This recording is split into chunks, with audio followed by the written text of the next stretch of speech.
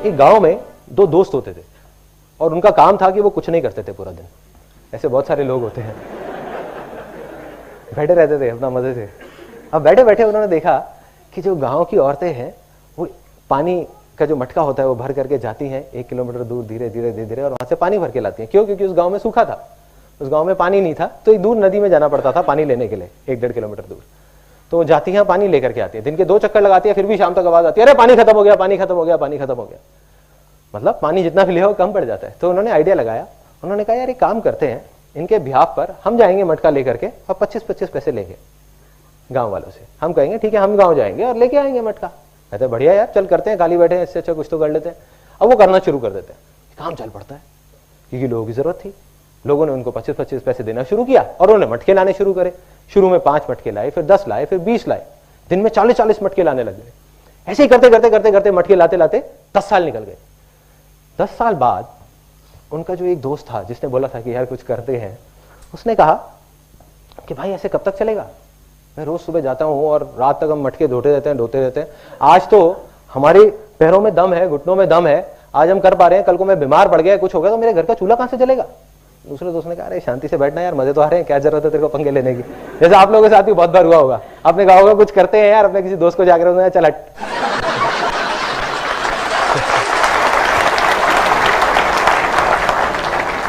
तो क्या हुआ, वो गया और जा करके उसने कहा भाई मुझे तो कुछ करना है। वो दूसरे गांव में चला गया, जा करके देखने लगा लोगों को। उसने कहा कुछ करना है, उसको नहीं पता था क्या करना है। उसने एक बड़ी मजेदार सी चीज देखी एक दूसरे गांव में। वहां पे देखा उसने कि एक सुराही है मटके की, एक कुम्हार ने एक सुराही सी बनाई है। उनके गांव में तो सिर्फ मटके होते थे और उसमें आगे एक नल सी निकली हुई है जहां पे लोग कपड़ा फंसा के रखते हैं ताकि अंदर हाथ ना डालना पड़े और हाथ गंदा ना हो। उसने कहा यार ये बहुत बढ़िया चीज है। उस टाइम तक मेटल की चीजें नहीं होती थी, वो सब नहीं होता था। तो उसने कहा यार ये बहुत बढ़िया चीज है, ये पाइप सी जो चीज है, अगर इसको मैं कुम्हार से बात करूं और थोड़ा और बड़ा कर दे तो क्या होगा, एक पाइपलाइन बन सकती है। जब इतनी बन सकती है तो इतनी भी बन सकती है ना। तो उसने कहा कि यार एक काम करते हैं, इसको बड़ा करते हैं। वो बहुत एक्साइटेड हो गया। उसने कहा और किसी तरीके से इतनी बड़ी हो जाए कि अगर नदी से गांव तक आ जाए तो पूरी पूरी पाइपलाइन आ जाएगी, यहीं बैठे बैठे पानी आ जाएगा। उसने आकर के अपने दोस्त को बताया। उसने कहा तू पागल हो गया, तुझे पता है कितनी प्रॉब्लम्स आएंगी, पता भी है, मिट्टी की पाइपलाइन टूट जाएगी, उसमें कंकड़ फंस जाएंगे, पानी नहीं आएगा। एंड में उसने कह दिया हो ही नहीं सकता, चल बैठ जाए शांति से। उसके पास 1000 वजह थी वो पाइपलाइन ना बनाने की, लेकिन उस बंदे के पास सिर्फ एक वजह थी पाइपलाइन बनाने की कि भाई मुझे तो बनानी है।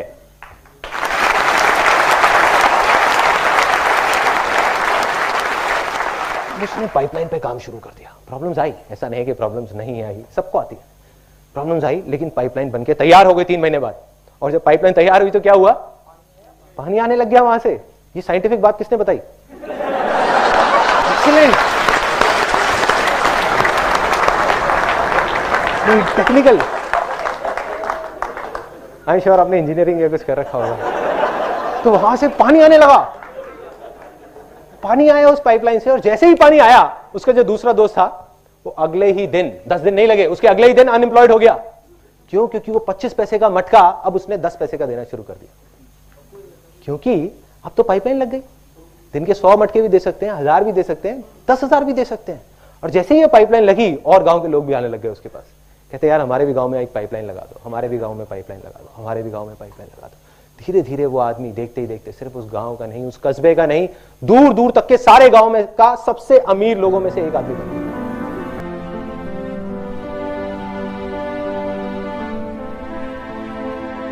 पिछले महीने मेरे को जवाब मिल गया, सब कुछ समझ आ गया कि क्या फर्क है। मैं रोज की तरह अपने घर के पास वाले एक पार्क में वॉक कर रहा था और एकदम से ही बहुत तेज बारिश शुरू हो गई। बारिश होने लगी एकदम तेज। तो मैंने इमीडिएटली अपने हाथ ऐसे रखे ताकि मेरे चश्मे पे पानी ना आए और जा करके सीधा एक शेड के नीचे चला गया। उसके कुछ सेकंड्स के अंदर अंदर उस शेड के नीचे और भी बहुत सारे लोग इकट्ठे हो गए। लोग तरह तरह की बातें कर रहे थे, मैं अपने आसपास में सुन रहा था। लेकिन मैंने एक चीज नोट करी कि ज्यादातर लोग, उनका ध्यान बारिश की तरफ नहीं था, बारिश की वजह से होने वाली जो प्रॉब्लम्स थी उसकी तरफ था। जैसे मेरे यहाँ पे थोड़ा सा आगे जाकर के 2 लड़के खड़े हुए थे, वो आपस में बात कर रहे थे कि भाई आज ट्रैफिक का बड़ा बुरा हाल होने वाला है, बारिश इतनी तेज हो रही है। तो वो इस तरीके की बातें कर रहे। एक वहाँ पे अंकल जी थे पीछे, वाइफ को बोल रहे थे कि भाई मैंने तेरे को पहले ही कहा था कि छाता रख ले, छाता रख ले, अब देख मैं ऑफिस के लिए लेट हो जाऊंगा। तो इस तरह की बातें हो रही थी, तरह तरह की। तभी मैंने एकदम से देखा कि सामने से, मतलब मैं यहाँ खड़ा हुआ था, मेरे यहाँ पे एक लड़का खड़ा हुआ था, मुझे अभी भी एग्जैक्ट याद है। वो लड़का इनफैक्ट वो काफ़ी बड़ा कैरेक्टर था, बहुत सीरियस, मतलब बहुत टेंशन में था वो। हुआ क्या था, उसकी जेब में एक नोट पड़ा हुआ था जो गीला हो गया था, 20 रुपए का। तो उसको हिला हिला करके सुखाई जा रहा है, उसको फूंक मार रहा और ये सब चीज़ें। तो मैं पहले, मेरा ध्यान उसकी तरफ था, फिर मैंने जैसे ही उधर देखा तो उधर से एक आदमी आ रहा था शेड की तरफ। उसका भी एक हाथ ऐसे था, लेकिन दूसरे हाथ से उसने अपनी बच्ची का हाथ पकड़ा हुआ था, छोटी सी बच्ची, 4-5 साल की, बड़ी प्यारी बच्ची। फर्क ये था कि उस बच्ची का हाथ ऐसे नहीं था, उसका हाथ ऐसे था, ऐसे था। और वो बच्ची बड़ी प्यारी प्यारी हरकतें कर रही थी। मैंने देखा वहां से, ऐसे उसका हाथ था, बार बार उस पर पानी की बूंदें गिर रही, वो इकट्ठा कर रही और पी रही, इकट्ठा कर रही और पी रही, इकट्ठा कर रही और पी रही। तो जैसे ही वो शेड के पास आए, मैं थोड़ा सा साइड हो गया। तो इधर वो मेरे नोट सुखाने की मशीन थी, इधर मैं सोच रहा था अपने भी नोट निकाल के दे दूं, भाई ये भी सुखा दे।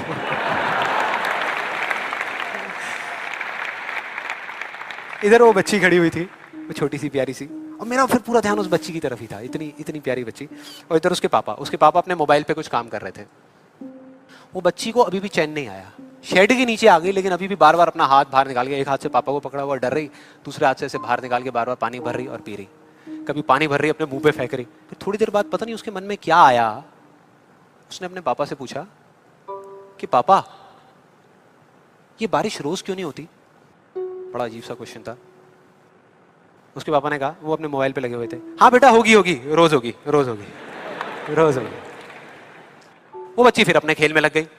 फिर थोड़ी देर बाद पता नहीं क्यों उसने दोबारा से पूछा अपने पापा से, बताओ ना पापा, रोज क्यों नहीं होती? इस बार उसको कोई जवाब नहीं मिला, लेकिन मुझे मिल गया। मुझे सब कुछ समझ आ गया कि क्या वो वजह है, क्या फर्क होता है उन लोगों में जो खुद के सबसे अच्छे दोस्त होते हैं और खुद के सबसे अच्छे दुश्मन होते हैं। क्या फर्क है उन दोनों लोगों में? देखो बहुत सिंपल है। जब बारिश होती है आसमान से, हम सबके ऊपर होती है, क्या एक जैसे होती है या अलग अलग तरीके से होती है? एक जैसे होती है, कोई पार्शियलिटी नहीं करती। आप अमीर हो, गरीब हो, काले हो, गोरे हो, बच्चे हो, बड़े हो, कोई फर्क करती है क्या बारिश? नहीं करती, सब पे एक जैसी होती है। बिल्कुल उसी तरह से वो शक्ति, वो एनर्जी जिससे पूरी दुनिया चल रही है, जिससे अभी, अगर आप अभी फील करने की कोशिश करो, आपकी सांसें चल रही है, मेरी सांसें चल रही है। जिस शक्ति में इतनी ताकत है कि अगर वो चाहे तो एक सेकंड में, एक सेकंड भी नहीं लगेगा, इस पूरी दुनिया को खत्म कर सकती है, और एक सेकंड के 1 करोड़वें हिस्से में इस दुनिया को दोबारा से बना भी सकती है। उसको आप साइंटिफिकली चाहे एनर्जी का नाम दे दो, चाहे स्पिरिचुअली भगवान कहो, आत्मा कहो, परमात्मा कहो, कुछ भी कहते रहो, उससे कोई फर्क नहीं पड़ता। और बिल्कुल उस बारिश की तरह, उस शक्ति की भी बारिश हम सब पर होती रहती है, उस एनर्जी की भी बारिश होती रहती है, और सब पर एक जैसे होती है। फिर चाहे आप अमिताभ बच्चन हो, बिल गेट्स हो, कोई भी हो, कोई फर्क नहीं पड़ता। आप इस स्टेज पे खड़े हो या वहां बैठे हो, कोई फर्क नहीं पड़ता। तो फर्क क्या है? देखो बहुत सिंपल है, वही फर्क जो उस बारिश में था, जो मैंने नोट किया, उस बच्ची के बीच में और औरों के बीच में।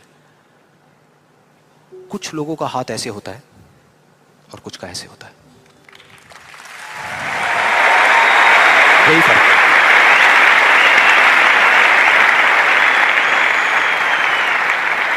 जिनका ऐसे होता है, वो बारिश उन पर होती तो है, लेकिन छू करके बह जाती है, चली जाती है, उनके अंदर तक नहीं जा पाती, अपना काम नहीं कर पाती। लेकिन जिनका ऐसे होता है, वो उसको पी लेते हैं, उनके अंदर चली जाती है, और उसके बाद में जो काम करती है वो एनर्जी करती है, नाम इंसान का हो जाता है।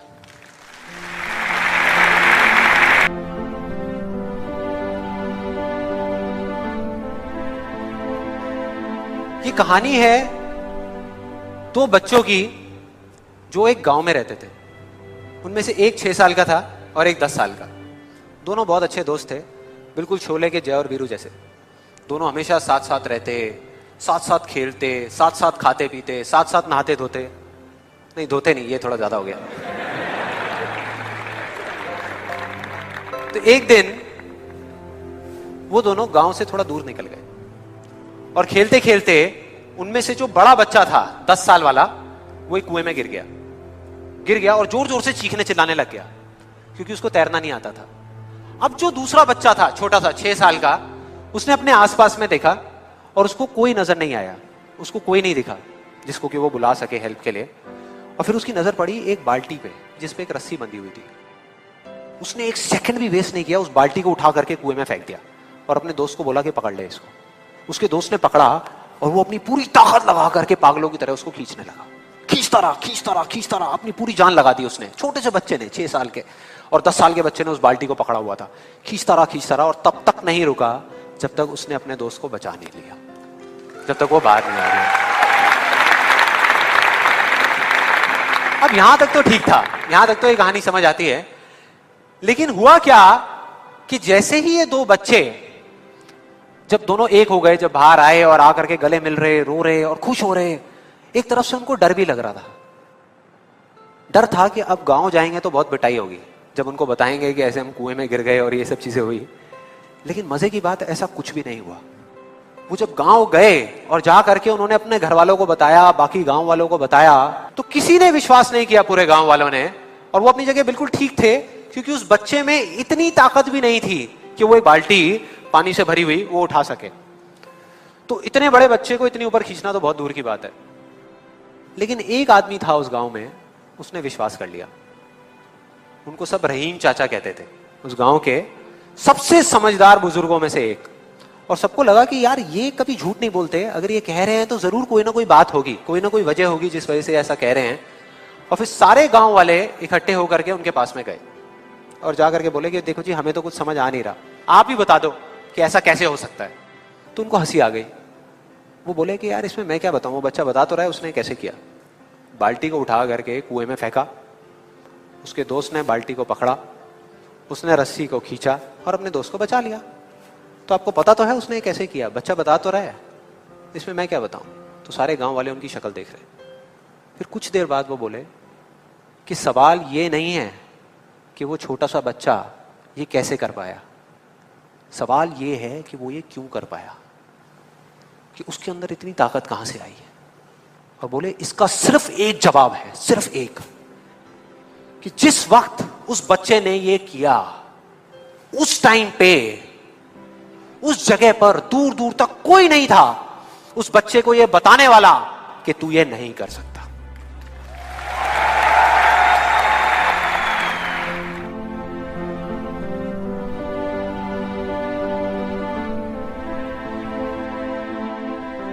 आज से बहुत साल पहले मैंने एक कहानी सुनी थी जिसका एक बहुत बड़ा इंपैक्ट हुआ था मेरी लाइफ में। ये कहानी है एक ऑफिस की और उसके एम्प्लॉइज की। एक बार एक ऑफिस में जितने भी एम्प्लॉइज सुबह सुबह जब ऑफिस आते हैं अपने अपने कैबिन में, तो उनकी डेस्क के ऊपर एक लेटर पड़ा होता है, एक लेटर रखा हुआ होता है। और उस लेटर में लिखा था कि वो इंसान, इस कंपनी का वो एम्प्लॉय जिसकी वजह से आपकी प्रमोशन नहीं हो रही थी या जिसकी वजह से आप आगे नहीं बढ़ पा रहे थे, उसकी डेथ हो गई, वो मर गया है। और अब अगर आप आखिरी बार उस एम्प्लॉय की शक्ल देखना चाहते हैं तो ये एड्रेस है, यहां पर अगले 1 घंटे में पहुंचाइए। जैसे ही उस एड्रेस पे गए तो वहां पर एक कॉफिन पड़ा हुआ था। कॉफिन होता है, उसको जब लोगों ने दूर से देखा तो एक तरफ तो सबको दुख हो रहा था, बुरा लग रहा था कि यार ये नहीं होना चाहिए था, और दूसरी तरफ से उनको थोड़ी बहुत खुशी भी हो रही थी कि चलो अच्छा है, मेरी रास्ते का जो सबसे बड़ा पत्थर था वो हट गया। लेकिन फिर एक एक करके जैसे ही वो लोग उस कॉफिन के पास गए और जा करके उन्होंने उस एम्प्लॉय की शक्ल देखी उस कॉफिन के अंदर, तो उन्हें खुद पे शर्म आने लगी, क्योंकि उस कॉफिन में कोई नहीं था, सिर्फ एक शीशा था, एक मिरर था जिसमें उनकी खुद की शक्ल दिख रही थी।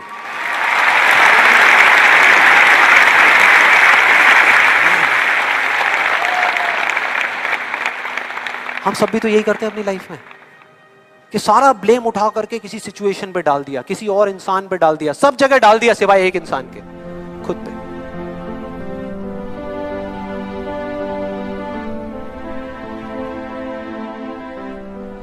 एक वजह होती है, एक वजह होती है। अगर आपको वो वजह समझ आ जाए तो आपको समझ आ जाएगा कि ये जो मैं कर रहा हूं ये कुछ भी नहीं है।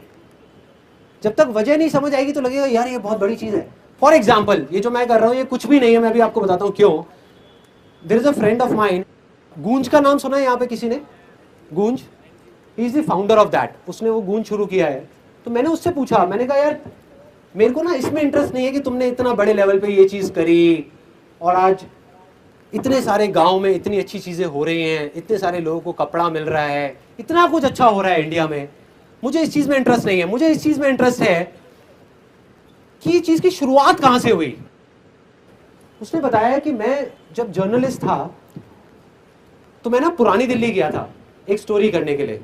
तो वहाँ एक आदमी है जो काफ़ी एजेड है, वो रिक्शे पे रोज़ लाश उठाने का काम करते हैं। मतलब ठंड में जो लोग मर जाते हैं पुरानी दिल्ली साइड में, तो पुलिस वालों ने उनको कॉन्ट्रैक्ट दिया हुआ है, एक लाश का 20 रुपए या 30 रुपए ऐसे कुछ मिलता है उनको, और वो जा करके उसको छोड़ के आ जाते हैं। उसके बाद में उसकी छोटी सी बेटी ने एक ऐसी बात बोल दी जिसकी वजह से मेरे अंदर वो बारूद भर गया जो कभी ना कभी तो फटना ही था, और वो फट गया और गूंज बन गया। क्या बोला उस बच्ची ने?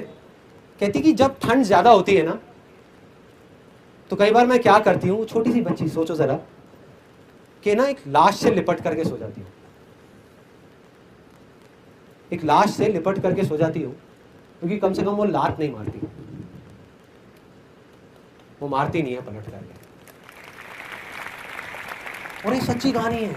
मतलब हम यहाँ पर, हमें नहीं पता कि कैसे कैसे लोग क्या क्या टाइम देख रहे हैं, क्या क्या कर रहे हैं, बस सोचो वो बंदा जिसने उस बच्ची को देखा ये करते हुए, जिसने उस बच्ची की ये बात सुनी, उस बच्ची की आंखों में देखा या उस आदमी की आंखों में देखा या वो इतनी सारी लाशों को देखा, तो उसके ऊपर क्या बीती होगी। और फिर उसने जो किया, क्या वो आपको बड़ी चीज लगती है ये देखने के बाद में?